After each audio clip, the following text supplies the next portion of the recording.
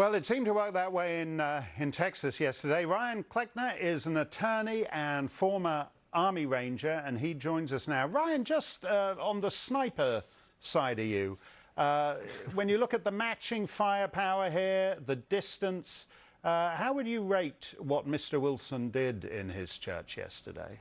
A+. I mean, where do I start except to say thank God for Mr. Wilson and his SIG P229 handgun and his practicing out at the range for him to be able to make that one shot and save all of those lives.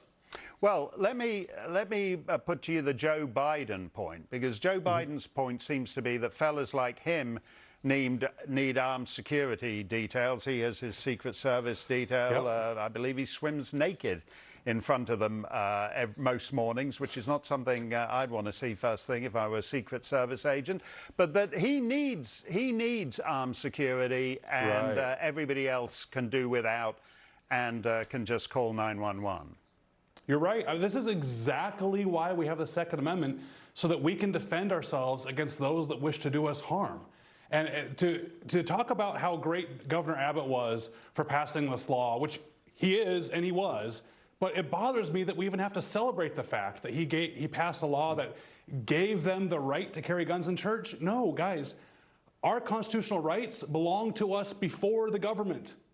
The government doesn't give us the right to carry in church. It is so sad to me that we have to have a law in Texas that allowed them to exercise a fundamental right to be able to defend themselves in church. I mean, if we look at the anti-gunners, Joe Biden, he's wrong. He was dead wrong. If he had his way, there would be a lot more people dead in that church.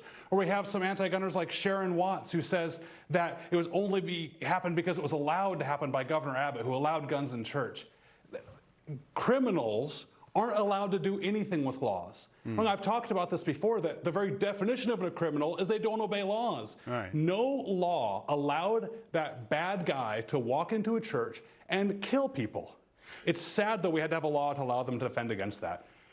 There's a line that Homeland Security use: if you see something, say something. But in fact, a lot of our political leaders keep telling us there's actually nothing to see, that we're being irrational when we're scared of people. In this case, a fellow walks into a church, he's wearing a wig, he's wearing a false beard, and somebody did see something and reacted immediately. Is that really the way we're all going to have to be in the future? No, not necessarily, but I'm glad they did something. See, I have a problem with the see something, say something. I'm glad these guys did something.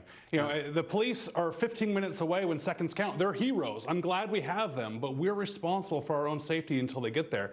And this whole statistical argument, I have seen this come out of the woodwork since the shooting, because the anti-gunners went, oops, again, the bad guy was stopped by a good guy with a gun. We're wrong. How do we attack now? Oh, we'll argue statistics.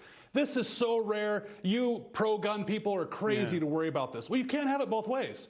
It's either so rare and it's never going to happen, therefore we don't need guns to defend ourselves, or it's an epidemic and they need to take guns away. But arguing both sides doesn't make sense. And there's no police department on the planet that can get there in 6 seconds, which is the time that Mr. Wilson took to it. Exactly right. Ryan, thank you very much for that. Meanwhile, in Muncie, New York, a man with a knife and a machete.